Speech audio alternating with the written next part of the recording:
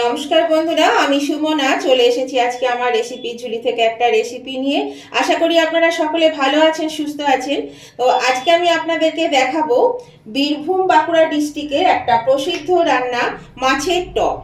তো এই মাছের টক ভীষণই জনপ্রিয় এই দুটো ডিস্ট্রিক্টে, খুবই ভালো লাগে খেতে। যারা খেয়েছেন তারা তো জানবেন, আর যারা খাননি এখনো পর্যন্ত তারা অবশ্যই কিন্তু এটা দেখা মাত্রই করে খেয়ে দেখুন। তো এখানে আমি কাতলা মাছ নিয়েছি 10 পিস। এখানে দেখুন আমি নুন হলুদ দিয়ে মাছটা মাখিয়ে নিচ্ছি। এটা খেতে কিন্তু অসাধারণ লাগে বন্ধুরা, খুবই ভালো লাগে। আর এটা যত মজবে, মানে যত পুরনো হবে, মানে একদিন দুদিন যত পুরনো হবে তত কিন্তু তার টেস্টটা আরও ভালো হয়। তো সেই জন্য এখানে আমি এই দেখুন, এখানে যে কোনো মাছ নিতে পারেন আপনারা, হাতের কাছে যে মাছ পাবেন। তবে ছোট মাছেরও হয়, বড় মাছেরও হয়। তো এইভাবে আমি মাছগুলো নুন হলুদ মাখিয়ে নিচ্ছি ভালো করে, দিয়ে মাছগুলো আমি ভেজে নেব। প্রথমেই মাছগুলো কিন্তু ভেজে নিতে হবে। এই দেখুন নুন হলুদ মাখানো প্রায় হয়ে গেল। আর আজকে আমি কিন্তু শুধু মাছের টক করব না, আজকে আমি করব সবজি দিয়ে মাছের টক। তার জন্য বন্ধুরা এখানে আমি নিয়েছি আলু। এখানে আমি আলুগুলোকে এরকমভাবে পিস করে নিয়েছি। এখানে নিয়েছি 10টা বড়ি।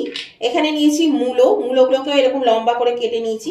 এখানে নিয়েছি বেগুনগুলোকেও আমি এরকম লম্বা লম্বা করে পিস করে নিয়েছি। আর আমি বিশেষ সবজি দেব না, এটা সবজি ছাড়াও কিন্তু মাছের টক খাওয়া যায়, আর সবজি দিয়েও ভীষণ ভালো লাগে খেতে। আজকে আমি সবজি দিয়েই খাবো, সেজন্য আমি এই সবজিগুলো নিয়েছি। তাহলে চলুন মাছটা আগে ভেজে নিই। আমি চলে এলাম সরাসরি রান্নায়। এখানে আমি একটু নুন দিয়ে দিলাম যাতে মাছটা নিচে লেগে না যায়। এবার তেলটা দেখুন গরম হয়ে গেছে, আমি একটু কড়াইয়ের মধ্যে ঘুরিয়ে নিই তেলটা, তাহলে কিন্তু লাগবে না, আর নুনটাও ঠিক হয়ে গেল। এবার আমি মাছগুলো দিয়ে দেব। মাছটা আমি প্রথমে একটু ভেজে নিই, তারপর আমি আবার ফিরে আসছি। এই দেখুন বন্ধুরা, মাছটা আমি ভেজে তুলে নিয়েছি। আর খুব বেশি কিন্তু মানে লাল করে কড়া করে ভাজিনি, একটু হালকা করে ভেজেছি। আপনারা আপনাদের পছন্দ মতন ভাজবেন। এবার বন্ধুরা এই সবজিগুলো আমি ভেজে নেব। প্রথমে ভেজে নিচ্ছি বড়িটা আমি ভেজে নিচ্ছি। এখানে যে তেল আছে, তেলের মধ্যে যতটা রান্না হবে করে নেব, তারপরে আবার আমি তেল দেব। দেখুন বড়িগুলো ভাজা হয়ে গেছে, আমি বড়িগুলো ভেজে তুলে নিচ্ছি। এবার আমি এই তেলের মধ্যে দিয়ে দেব আলু।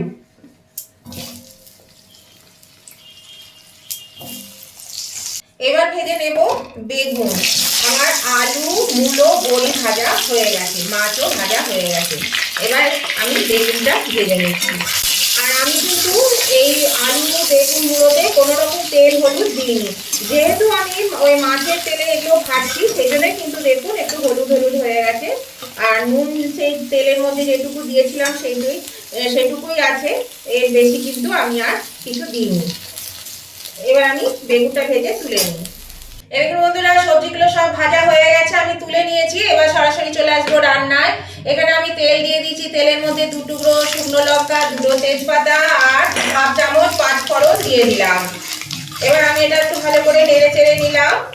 এবার আমি এর মধ্যে দিয়ে দিচ্ছি সামান্য পরিমাণে একটু হলুদ দিলে আমি যে মশলাগুলো দেবো সেই মশলাগুলো কিন্তু ছিটকাবে না, সেই জন্য একটু হলুদটা দিয়ে দিলাম। আঁচটা অবশ্যই কমিয়ে দেবে।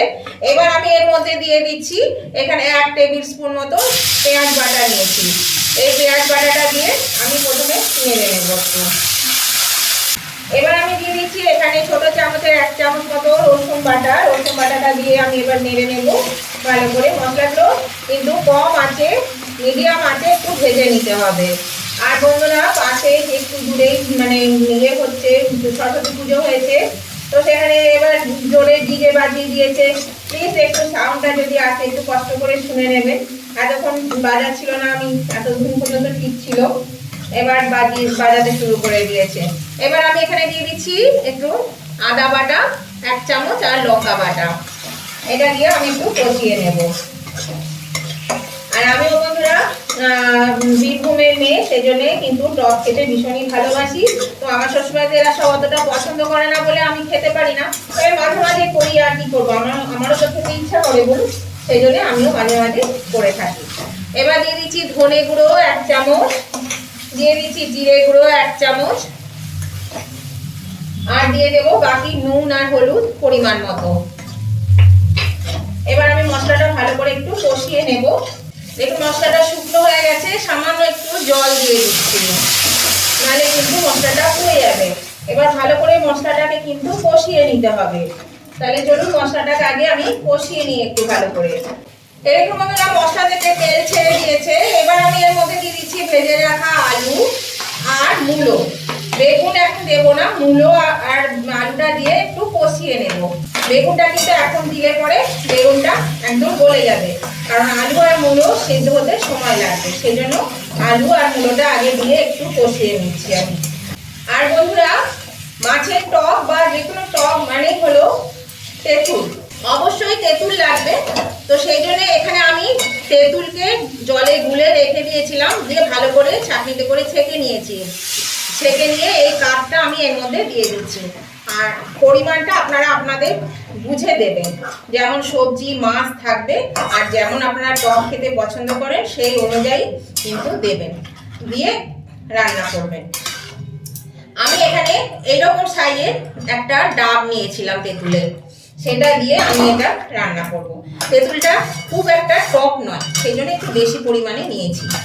তো দেখুন এটা আমি কিন্তু এবার তেঁতুল দিয়ে আলু আর মূলোটা একটু কষে ঢাকা দিয়ে দেব, যাতে এটা সেদ্ধ হয়ে যায়। এই দেখুন এটা ফুটছে, এর মধ্যে বাকি কাজটুকু আমি দিয়ে দিলাম। আরও আছে একটু জল, মানে তেঁতুলের কাইগুলোকে ভালো করে ধুয়ে নিয়ে সেই জলটা আমি এর মধ্যে দিয়ে দেব। এটা ফুটুক, দিয়ে আমি ওই জলটা দিয়ে দিচ্ছি। ঝোলটা আপনাদের পরিমাণ মতন রাখবেন, যে যেমন পছন্দ করবেন সেরকম পরিমাণ মতন জল দেবেন। এটা ফুটতে শুরু করেছে বন্ধুরা, এর মধ্যে এই দেখুন আমি ওই তেঁতুলের কাতে জলটা দিয়ে দিলাম। এবার আমি আরেকটু জল দেব, একটু এই ঝোলটা খেতে ভীষণ ভালো লাগে। আমি খাই শুধু মুখে, ভীষণই ভালো লাগে। ভাতে মাখিয়ে যেটুকু খেলাম আর চুমুকে খাই, খুবই ভালো লাগে। আমি খাই, আমার ছেলেও খুব পছন্দ করে। খুব মানে মাছ হলে মাঝে মাঝেই বলবে মা মাছের টক করো, সেই জন্য এই জলটুকু আমি দিয়ে দিলাম।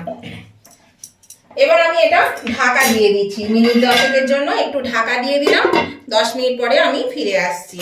দেখুন বন্ধুরা আমি ফিরে এলাম 10 মিনিট পরে, ঢাকাটা খুলে দিলাম। আর দেখুন ঝোলটা ফুটছে, বাড়িয়ে দিয়েছি। আর আলু সিদ্ধ হয়ে গেছে, এই যে মূলো সিদ্ধ হয়ে গেছে, আলু মূলো সিদ্ধ হয়ে গেছে।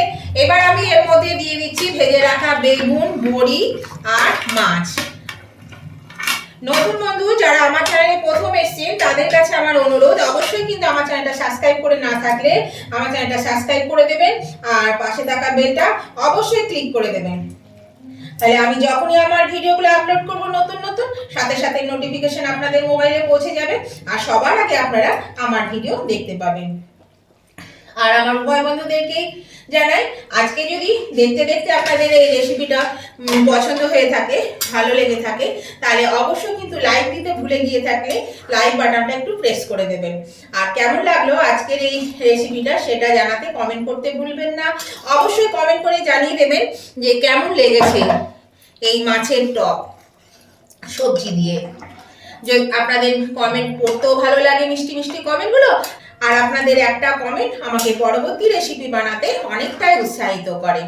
আর আজকের এই রেসিপিটা যদি ভালো লেগে থাকে, যদি খুব ভালো লেগে থাকে, তাহলে আপনাদের বন্ধু বান্ধব আত্মীয় স্বজন সকলেই যাতে পেয়ে যায় তার জন্য প্রচুর পরিমাণে একটু শেয়ার করে দেবেন।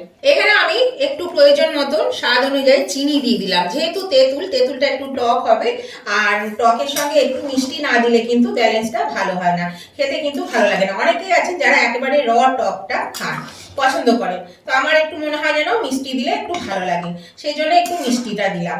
আপনারা আপনাদের পছন্দ মতো মিষ্টি দেবেন, না হলে দেবেন না। যদি ভালো লাগে মিষ্টি দিয়ে তাহলে দেবেন, নাহলে দেবেন না। তাহলে নতুন বন্ধুরা অবশ্যই কিন্তু আমার পাশে থাকবেন চ্যানেলটা সাবস্ক্রাইব করে, আর আমার উভয় বন্ধুরা অবশ্যই কিন্তু লাইক শেয়ার কমেন্ট করতে ভুলবেন না, লাইক শেয়ার কমেন্ট করে দেবেন। আমি এবার এটা আমার 3-4 মিনিটের জন্য ঢাকা দিয়ে দিলাম, বেগুনটা সিদ্ধ হওয়া অবধি। সব সিদ্ধ হয়ে গেছে, বেগুনটা একটু সিদ্ধ হবে। আঁচটা আমি মিডিয়ামে দিয়ে দিলাম। এখন বন্ধুরা আমি 5 মিনিট পরে ফিরে এলাম, ঢাকাটা খুলে দিচ্ছি। দেখুন ঝোলটা কিন্তু ফুটছে, আমি একটু বাড়িয়ে দিলাম। এবার আমি এটা সার্ভিসিং ডিশে নামিয়ে নেব।